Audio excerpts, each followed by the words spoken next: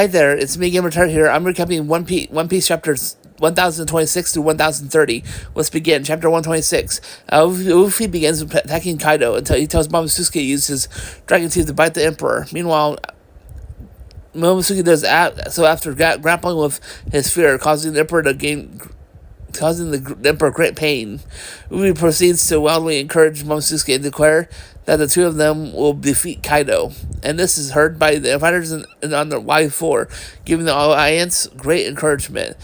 Kaido and Momosuke's flight through the air does result in the creation of a storm clouds, which block the moon and force Issue and Nico Mushi out of their so long forms, resulting in Jack and Pero gaining the advantage in their respective fights.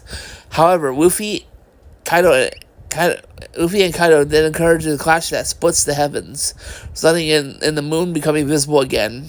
The two Mink Rulers then reactivate their long forms, wishing blows against their opponents.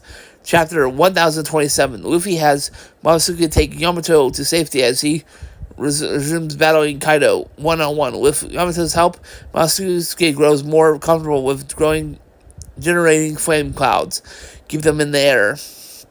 However, the two of them notice that Ushigama is crumbling due to Kaido's strength weakening, and with the island heading to crush the fire capital in less than 5 minutes, Yamato yells Momosuke to put a stop to it with his own flame clouds. Meanwhile, Zoro and King engage in a powerful clash and cause heavy collateral damage across the wide floor. They eventually end up outside of the Skull Dome, with King physically overwhelming Zoro, but Zoro managing to cut open a small portion of King's mask.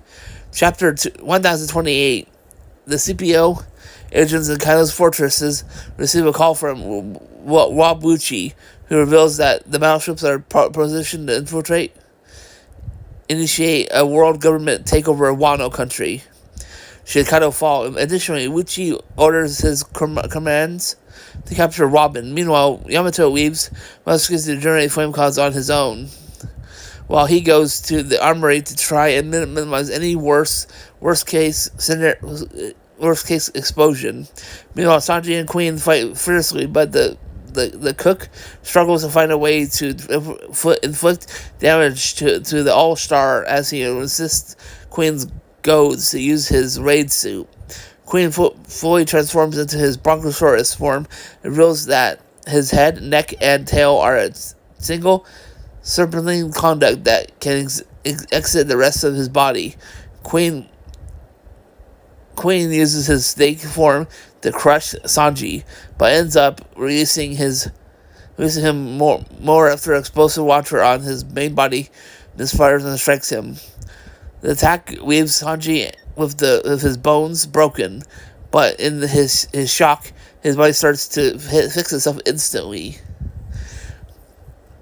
Queen then swings a giant sword at Sanji, only for it to shatter upon striking him.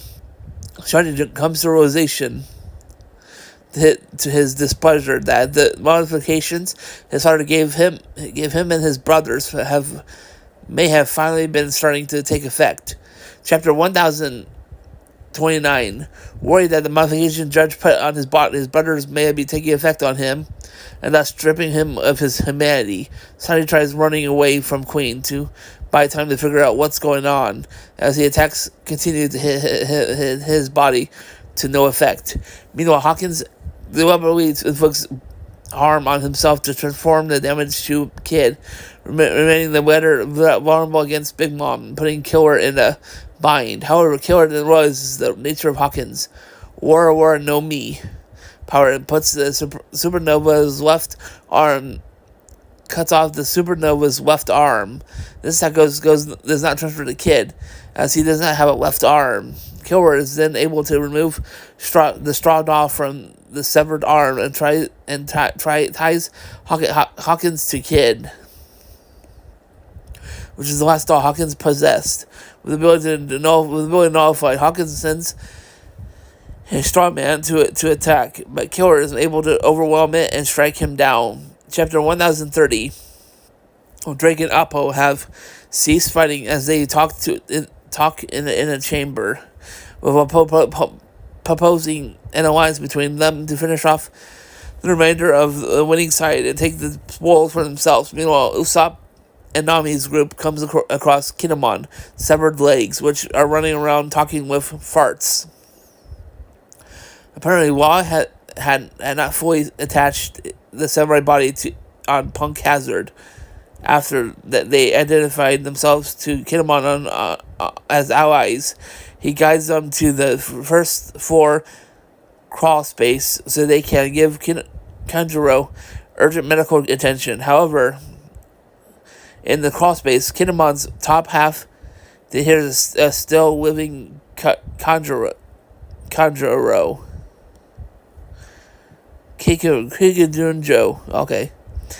Kinjiro speaking with a still living Orochi over smart Tashi.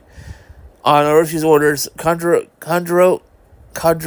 draws a swimming specter called Komobo to set fortress ablaze and detonate the large amounts of explosives in Orochimaru's Oshigama's armory. Meanwhile, the Law and Kid decide to use their awakened Devil Fruit abilities against Big Mom out of necessity.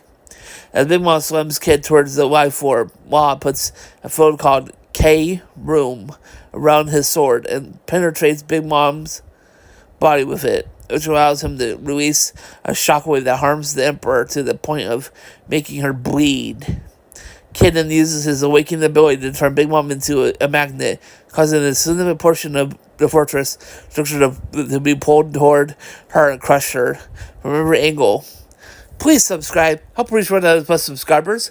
Watch the videos. Fully helps increase the watch hours of Portism Plus, and help fund the channel by donating monthly to the Patreon page, starting at $8 a month with 4+ posts per month, or $3 per post, or one-time donation on a Ko-Fi page. Have a blessed day. See you next video visit. Bye for now.